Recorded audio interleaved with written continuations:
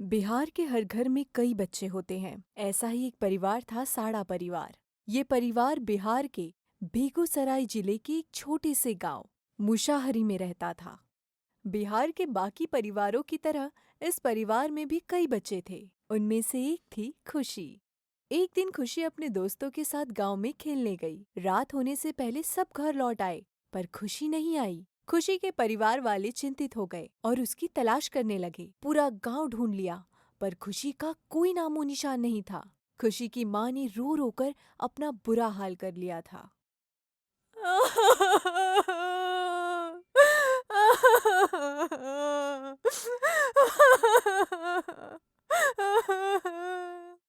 इस घटना से अभी ये लोग उभर ही रहे थे कि एक और घटना हो गई।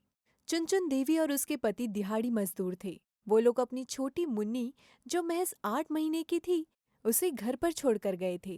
पर कुछ घंटों बाद जब चुनचुन देवी घर लौटी तो बच्ची सांस नहीं ले रही थी। हे भगवान, ये क्या हो गया? क्या हो गया हमारी बिटिया को? हे भगवान! अरे देखिए, देखिए मुन्नी के पापा, देखिए।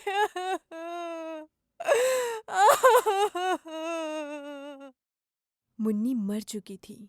मुन्नी के पिता अपने 8 महीने की बेटी को गोद में पकड़कर रो रहे थे। हे भगवान! ये क्या हो रहा है? साड़ा परिवार पर दुख का पहाड़ टूट पड़ा था। कुछ ही दिन पहले बड़े भाई की बेटी खुशी लापता हो गई और अब छोटे भाई की बेटी मुन्नी मर चुकी थी। किसी को कुछ समझ नहीं आ रहा था कि आखिर ऐसा क्यों हो रहा है। साड़ा परिवार गरीब था। हमें पुलिस कंप्लेंट करवानी चाहिए। नहीं नहीं चुन-चुन, पुलिस कंप्लेंट करने के पैसे नहीं हैं हमारे पास। हमारी बेटी तो मर गई है। अब उसकी लाश का चीर-फाड़ करके क्या मिलेगा हमें? बेहतर यही है कि हम इसका अंतिम संस्कार कर दें। मुन्नी के पिता ने बिना पुलिस कंप्लेंट किए बच्ची के शव का अंतिम संस्कार कर दिया। कुछ और दिन बीत गए और अचानक एक दिन चुनचुन देवी की छोटी बेटी खुशबू, जो 6 साल की थी, वो घर नहीं आई। साड़ा परिवार ने एक बार फिर पूरा गांव ढूंढ लिया। हम कह रहे हैं ना, हमें पुलिस स्टेशन जाना चाहिए। कम से कम हमारी बेटी खुशबू बच जाएगी। हमारी बात सुन लीजिए। चुनचुन देवी के पति पुलिस स्टेशन जाने के लिए मान गए। चुनचुन देवी रोते हुए पुलिस स्टेशन पहुंची।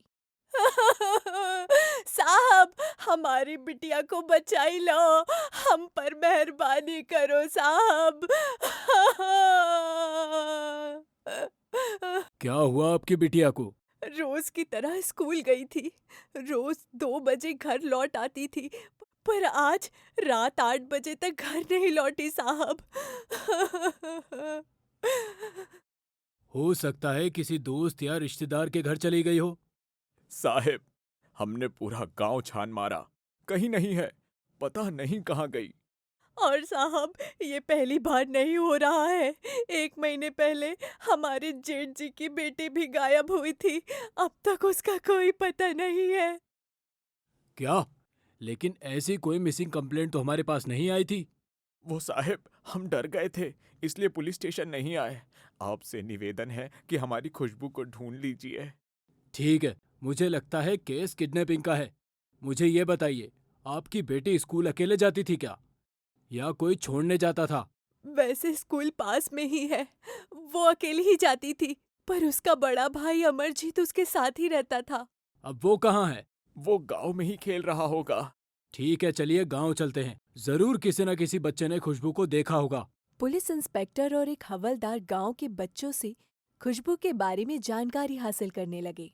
अरे गुड़िया, आज तुमने खुशबू को देखा क्या?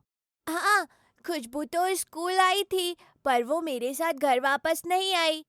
तुम्हें पता है वो कहाँ गई? स्कूल में सो गई थी वो। हम उठाए तब भी नहीं उठी, तो हम चले आए। मतलब बच्ची स्कूल से गायब हुई है। हमें स्कूल जाना चाहिए।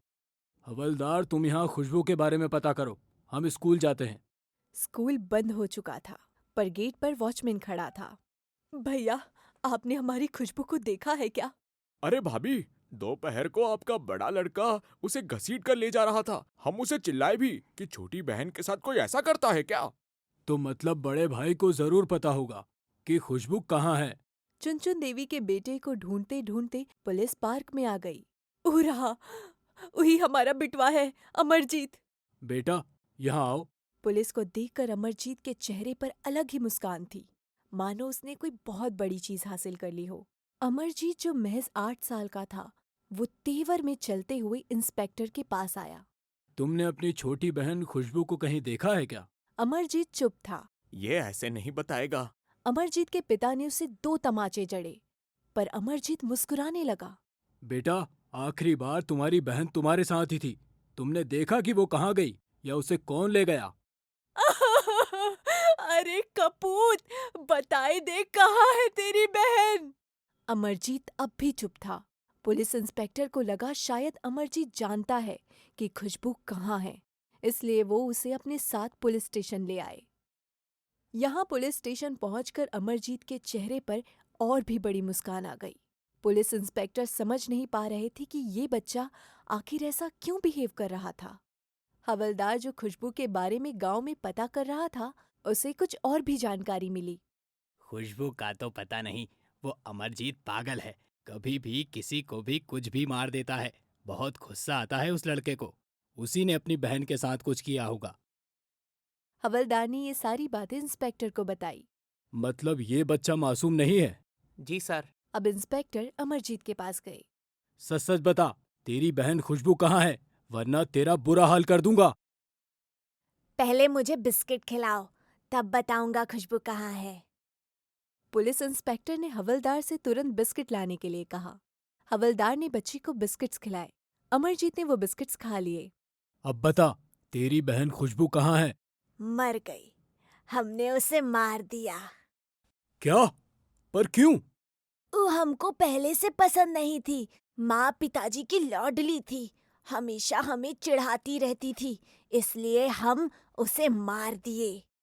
हम उसे झाड़ियों में ले गए और एक बड़े से पत्थर से उसे तब तक मारते रहे जब तक वो मर नहीं गई।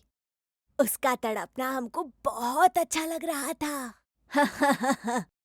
अमरजीत की ये कबूली सुनकर पुलिस वाले हैरान थे। और खुशी, उसको भी तुम ही मारे थे? हाँ, उसको भी हम ही मारे थे। उसका गला घोटकर मार दिए और नदी में बहा दिए।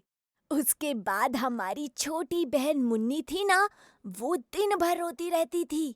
एक दिन मौका देखकर उसका भी रोना बंद कर दिए। एक 8 साल के बच्चे ने एक मर्डर किया, वो भी इतना दर्दनाक। अमरजीत की ये कबूली सुनकर इंस्पेक्टर के पैरों तले जमीन खिसक गई। अमरजीत दुनिया का सबसे छोटा सीरियल किलर था, वो भी महज 8 साल का। 3 मर्डर करने के बावजूद अमरजीत को जेल नहीं हुई, उसे चाइल्ड केयर सेंटर भेज दिया गया। बच्चियों के लापता होने पर किसी को अमरजीत पर शक नहीं हुआ। और महज 8 साल के अमरजीत ने कैसे 3 मर्डर किए, ये अब भी एक मिस्ट्री है।